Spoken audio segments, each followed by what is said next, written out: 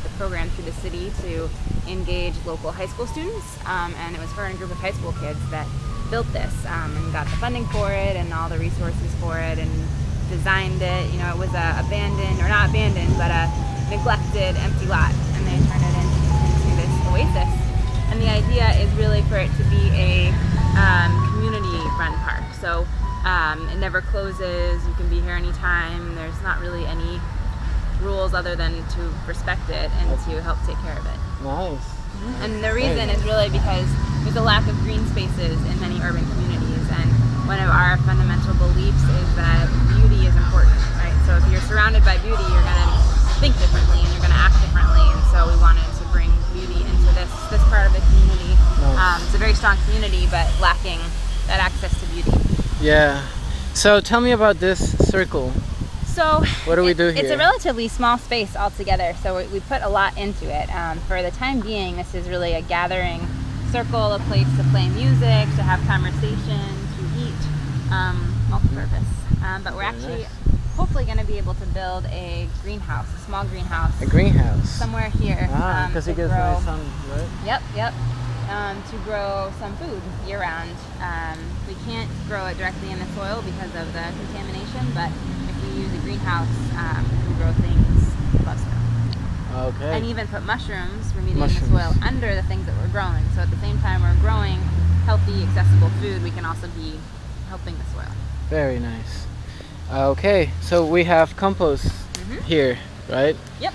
You have the bin. And this is actually really cool. So these are provided by the local refuse landfill, and they're actually made locally from recycled plastic, and they're like, you know, 30 bucks or something. And underneath, there we go. Some compost going. Yay. So all kinds of critters in there. This is great. Some of the mushrooms growing out of the spent grain, which we're doing here too. Ooh. So it's a pretty healthy composting system, and the idea is to distribute this here or on the raised beds that we're growing, or provide to the community. So we're really trying to create a closed loop system, so an interconnected network of different micro industries and micro systems that are interconnected and are mutually beneficial. Wow, wonderful. That's great. Okay, and we have these stones here. What's the purpose of them? So they are really like a monument to some of the principles that are fundamental to the work we do. So those principles are love, light, leadership, power, and freedom. So love, light, powership, love, light, leadership, power, freedom.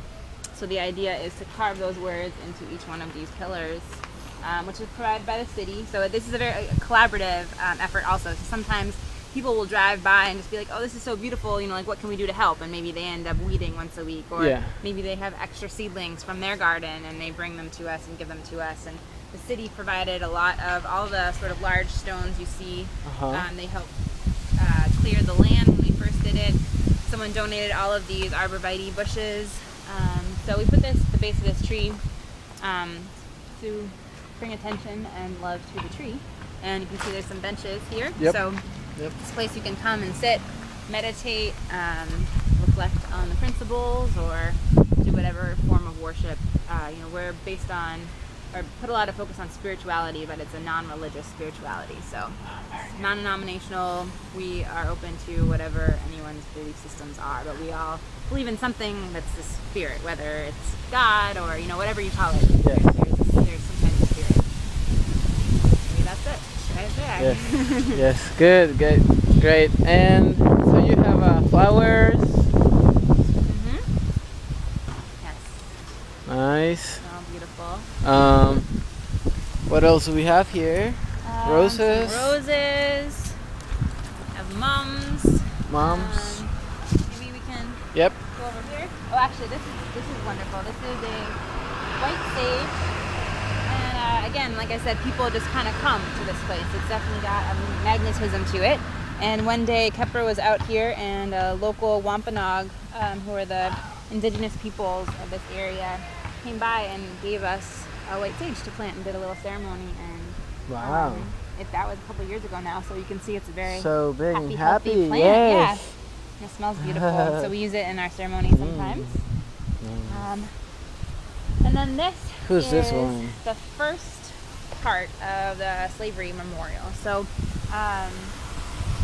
you look around and there's all these memorials in the city to war or to things that happen in other countries, and there's nothing that recognizes the slavery and genocide of African slavery, but also the slaughter of indigenous peoples and the modern day slavery, both in a real sense of women being sold for sex or children being taken and sold, and also the slavery of our consciousness and our sort of indenturedness to consumption and to the economy and capitalism. So this is a weeping cherry, and it's really supposed to represent both the sadness but also the life and the growth that comes out of that history and that reality.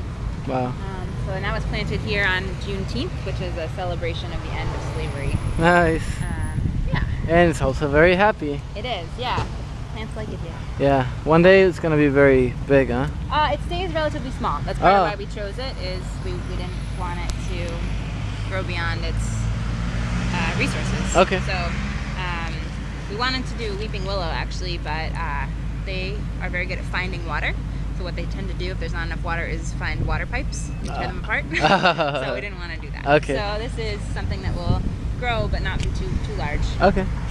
Nice. And over here is our Enviro Action sign. And this is again, so we want to have places that are beautiful and fun, but also be engaging people and educating people as they come. Yes. So these are sort of three things to think about. So to greenify, which again, is to add, there's definitely a psychological benefit to being around living plants. Yes. So to just to be growing green things and to have food so people can witness the process of growing food and know that it's not just you go to the grocery store to get what you eat. You know, it comes from somewhere. What does that process look like and how are we connected to it? And intensify really about deepening our relationship to the earth but also to each other. And to us the environment is not just, you know, the plant or the dirt. The environment is everything around us, which is our community. Exactly. So there's no division for us between, you know, a plant and a person. It's all part of this ecosystem and part of then that is the environment. So, and then the third one is beautify.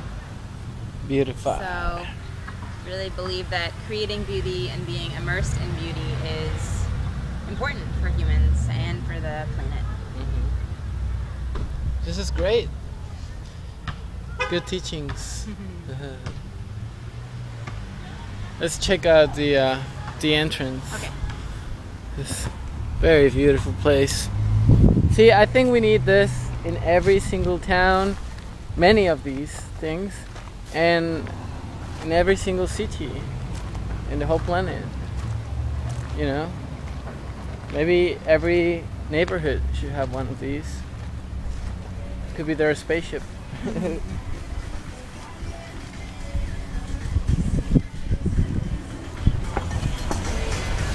Welcome all spiritual